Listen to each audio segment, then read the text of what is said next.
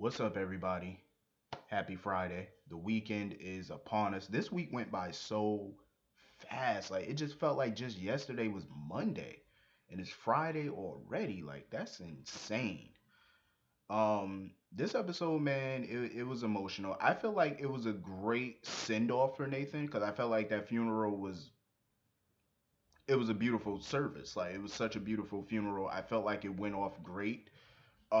They put a lot of characters in there to fill up the church and stuff like that. Some characters I didn't quite understand why they were there because it was like they seemed a little out of place maybe because of less interactions with Nathan. So I was kind of wondering, like Bobby for instance, like why was Bobby there? Um, I didn't understand why Bobby was there. I really didn't. Sam, I understand why she was there. And I'm glad Sam was there, because I feel like the writers have been missing out on the Sam Maxie friendship over the years because Sam and Maxie were really cool. Like they were really close to an extent. So I felt like over the last few months to the last couple years, I felt like that friendship was kind of lost. We would see them in scenes together here and there, but it felt a little off. You know what I'm saying? Like the writers wasn't touching up on their friendship. So I'm glad Sam was there comforting her. Um, I mean, I'm glad Bobby was there because she is a vet and stuff like that. But I just didn't understand. I get it. Her and Maxie, of course, obviously have some type of relationship. Um, so I mean, if you think about it, it's understandable why she was there. I was just thinking of the Nathan aspect. That's why I wasn't. You know what? I kind of wasn't thinking about the Maxie aspect. I was more so thinking about the Nathan part because she didn't really interact with Nathan. So and it's his funeral. But I completely forgot about Maxie for a second. That's why. But yeah, it was a beautiful funeral. Heinrich, of course, Peter. I don't. He was just there probably out of guilt. I seen the guilt on his face. He seemed like he was there strictly out of guilt for what happened. I still don't know his connection to Valentine though. I really don't. I don't know what his connection to Valentine is. Um, my guess is Valentine probably know everything at this point because it's obvious that he lied in about the gender. That's clear. Um, but I'm glad Spinelli. Everybody could have made it to the funeral. I know some people are gonna say, "Oh, why wasn't Georgie at the funeral?" I mean, it's not really necessary to have children at a funeral, in my opinion. You know what I'm saying? Like, I didn't really go to a lot of funerals when I was a kid. When some people, I don't, for me, I go to some funerals here and there, but I don't really like funerals. Makes me think of death too much, and once I start thinking about death, it's like it takes me a while not to think about it. So it's like I don't like to go to funerals. It gives me the creeps, especially when it's open casket and you just seeing like your loved one or somebody close to you laying there lifeless, motionless. If you stare at a dead body for so long, don't you get the feeling like you start feeling like they blinked or something like that when you stare at they body too long? It feel like something moved on them. You know what I'm saying? Like they're about to come to life or something. That I remember I did that one time. Like my great grandmother died 2 years ago. I was at her funeral. She had an open casket, and I stared at that casket for a good while, and it felt like she was moving. Like I seen her eyelid move, and it creeps me out. Like this is why I don't like going to funerals. Cause I've seen that plenty of times. So it's like I don't do funerals. I go to some here and there, depending, if I'm really up to it or whatever, but I don't like to. Um, I've been to my fair share of funerals, and I don't want to go to any more anytime soon. Yeah, the last funeral I went to was my great grandmother's funeral 2 years ago, and I definitely don't want to go to any more. Um, God willing.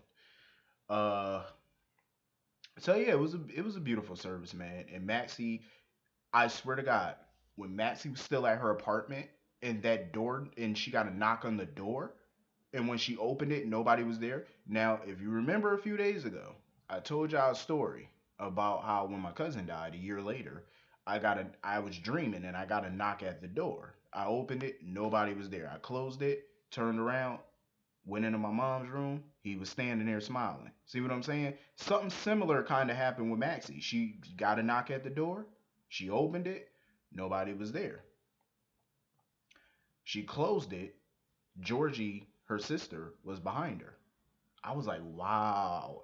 And my eyes just widened. I was like, damn, that seemed eerily similar to, what happened to me. I was like, wow, that's crazy. And mind you, I just spoke about this a few days ago and boom, something similar happened. I said, yo, it's crazy. And I remember I was telling a friend of mine about a song a few days ago that he should listen to. Yesterday, we were in a car. No, 2 days ago, we were in a car and we were listening to the radio. That same song I told him about days prior to listen to popped up on the radio. That's crazy. It's like you speak it into existence or something like that and it happens. That's crazy. And me and him was sitting in the car laughing about it. I was like, didn't I just tell you about this song a few days ago? And boom, that exact song pops up on the radio while me and you together. Ain't that crazy? That was crazy. Um, so yeah, it was good seeing Georgie even in spirit form. I'm glad she was there for her sister. One of the things that pissed me off, and this is why I'm forever gonna dislike Bob Guzza and Jill Farron Phelps, is because when Jill Farron Phelps was the executive producer of this show, and Guzza was the writer of this show, horrible, horrible.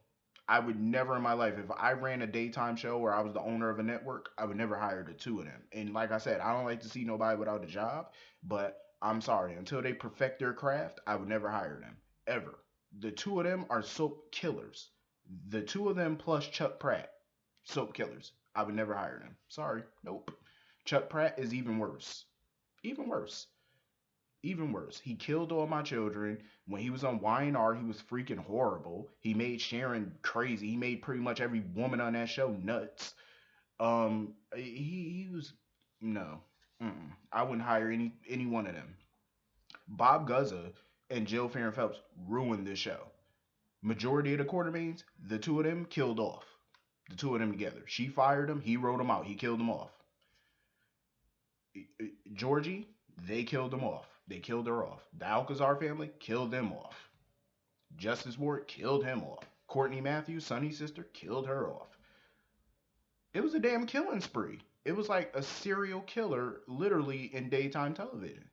In the writer's room, in the production room. That's what it was. They were just on a killing spree. Killed off Allen. Mind you, it was around Stuart Damon's I think it was around his birthday actually he got fired on the show. They killed him off right around his birthday. I said, wow, that's a hell of a birthday present. Uh you kill him off. Initially, they killed AJ off. You kill majority of the damn Quartermains off. You know what I'm saying? Like, what? Emily killed her. Courtney killed her. Justice killed him. Epiphany's son killed him. Lorenzo killed him. His sons killed him. Killed them. I think his niece died too. What was her name? Sage. I think she died too. Crazy. Just nuts. Killed, killed, killed, killed, killed, killed, killed. Pick a name. Killed. Ridiculous. Totally ridiculous. The worst thing they ever did was kill off Georgie. I think about this every day. What would this show be like if all of them were still around? You know how good of a show we possibly could have? I mean, the writing probably wouldn't be great, but just seeing them on GH would feel like GH. The characters we got now, some of them, the new ones, that's not fleshed out well, it just makes it's a whole different scenery. I'm gonna tell you right now, the weekend is coming up, right? This is what I want everybody to do. I'm asking all you. I'm not telling you to do it, I'm asking you to do it. Go back. You watch, let me tell you something. Watch yesterday's episode. Everybody watch this week's episode. Go back on YouTube, type in General Hospital 2008, 2007. Any episode, 2006, 2005, they pretty much got every episode up on YouTube. Type in whatever year you want, 2005, 2006, whatever. Type it in. Watch one episode from each of those years. 2005, 2006, 2007, 2008, 2009. Watch an episode. Notice a major difference in those episodes compared to today's episodes. It feels like a whole new GH today. I'm gonna tell you that right now, and not really in a good way. Uh, but I will say, Jill Farron Phelps and all them, the writing wasn't great back then, during the 2000 era. But uh, compared to today, I mean, like I said, my problem was it was too mob centric back then. Uh, It was too mob centric when Bob Guzza was writing it because they only focused on like four people: Sonny, Carly, Sam, Jason. You know, they focused on the main four, but the surrounding storylines were actually pretty good. Uh, my issue was they just killed everybody off, and I wish Georgie was still on this show today because to think what her life would have turned out to be like, Emily, everybody, it just sickens me to see, that crap. I mean, hell, you killed off Trevor Lansing. What is wrong with you? We could have got some miles off of that. If I were to create a storyline for Trevor Lansing, because in my GH fantasy, I actually killed him off again, but there was a reason for that because I actually created a character to replace Trevor. And the character was actually going to be his illegitimate son, Donovan Lansing, who Trevor actually knew about, but never told Rick about. You know what I'm saying? See, this is the type of stuff I can come up with on the fly. To create legacy characters. You know what I'm saying? Like if you kill somebody off, keep the story going. You know what I'm saying? But anyway, the chances of Nathan coming back on this show are pretty much slim to none after today because um first of all, I don't feel like they should have killed the character off. Number one, I felt like they should have put him in a coma. It would have been a lot smarter. I mean, you could have brought him back from the dead, but I feel like now it's just way too late now. First of all, y'all had an open casket. We seen his body. How the hell would you explain that? You can't say, oh, Faison took his body. Faison was knocking on Death's door. There was no way he was in any position to help Nathan. He was in no position. So there's no way he could have orchestrated something to where he could have saved Nathan. It wasn't gonna happen. So don't try to come back years later saying that Faison did this when we know he couldn't have, because we already know it would be a total rewrite. We seen his open casket. You can't bring him back now. We done seen the body, so can't bring him back now. Um, I that was ridiculous. Like you don't have to kill off everybody. You know what I'm saying? Just for shock value. I understand that Ryan Pavey wanted to leave. Cool, put him in a coma. He could have been in a 5-year coma whenever he decided to come back, or if you want to get somebody new. I don't prefer it, but because I got used to Ryan Pavey. But like I said, if you were gonna get a recast, Robert Scott Wilson.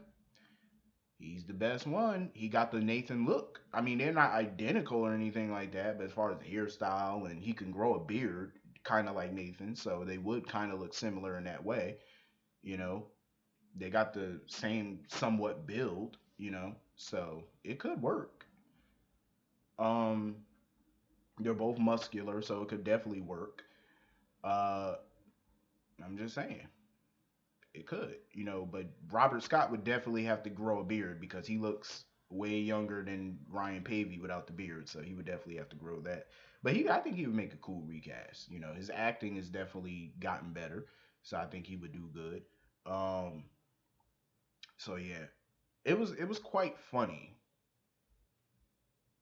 how everybody was in that church, nobody paid attention to Peter, how he was staring and how he was looking, even at the gravesite, how he was staring at Maxie as she was kneeling down at Nathan's grave and stuff. And I loved how the spirit of Nathan came and hugged her, and then he walked off with Georgie and he told her he loved her. I was like, wow, that was emotional. Um, so he's officially in the afterlife with his sister-in-law. Um, so yeah, I think stuff is definitely about to hit the fan with Peter though. And I knew there was a reason the writers were not putting Lulu with Maxie until now. I knew it because I noticed that. I was like, why hasn't she been around Maxie yet? And they haven't been around each other since this whole thing happened. And I knew there was a reason for that. And boom, I knew it. Maxie was going to blame Lulu. I said, yep, she was going to blame her. Yeah, she was. And she sure enough blamed Lulu. But here's the thing though, like I said, I can't 100, as much as I would love to, I can't 100% put the blame on Lulu. I can't. Partially, she is to blame. She even admitted she was arrogant and naive. I felt like everybody here was naive and a little arrogant. I mean, I have to put the blame, I don't like to speak ill of the deceased, but I would have to put some blame on Nathan because even though, let me tell you something, on paper, it was a good idea to write that article to flesh Faison out. But if you were going to do something like that, they should have planned it better. You should have had way more security for Maxie. one cop. This dude is on the FBI's most wanted list, and all you gave her was one cop. Really? They had no WSB agents, they had no adequate security. No WSB agents. Jordan only putting one cop. Like, come on. You should have had the whole squad on this. The whole WSB task force should have been on this. You know what I'm saying? Like, this dude is dangerous. He's outsmarted people. He's the master of disguises. Like, come on. One cop, really? That's the best y'all can do with a dangerous cycle like this. You step your game up. So I think a lot of the blame goes around. Nathan gets some blame. Peter, of course, gets a lot of blame because he egged Lulu on to do a follow up story. But I think a lot of the blame is going to go on Lulu because initially she wanted to interview Faison herself. She was trying to track him down to interview him herself. And then you got Nathan involved, even though Nathan wanted to do it, but still, Lulu shouldn't, should have been smarter than this. Like, a lot of people should have been smarter than this. But I'm definitely kind of looking forward to this little war with Lulu and Maxie. Cause I think Maxie, I think we're gonna see a different side to Maxie. We're gonna see that side of her, that devil about to come out of her. Um, I just want to see one good smack. You know what I mean? I think Lulu deserves a slap. She played a part in this. She deserve it a little bit. Um, but yeah, it's gonna be crazy. Um, that song and stuff that they sung at the Floating Rib. Thank God we got to see the Floating Rib because I thought everybody was gonna commence at Charlie's Pub. I like Charlie's Pub, but y'all not about to sit here and get rid of the Floating Rib. That place is a staple on this show. You ain't getting rid of my favorite set. You better start showing it more often too, Frank. Ain't nobody got time for this. I want to see that set more. More. I love Charlie's Pub. Don't get me wrong. It's something fresh. It's a little new, but I want to see my Floating Rib that used to be known as Jake's. I want to see it. It's a staple. So yeah, it was cool that everybody gathered together and sung that song in his honor. Nathan, man, he left behind a pretty good legacy here. A wife, an unborn child, two sisters, a mom, a lineage of friends, Amy, Curtis. Well, he was cool with Curtis. Uh, Dante, of course. That was a pretty good send off. I will say that. That was a lovely funeral. Um, but yeah, man, this was an emotional episode. Hit the comment section. Let me know what y'all thought about this episode. I will see you all Monday. Hope y'all all have a great weekend. Don't do anything crazy. Not too crazy, but a little crazy. I don't want to hear about none of y'all having to be bailed out. I'm just saying. And I'll see y'all Monday. Have a great weekend. Peace.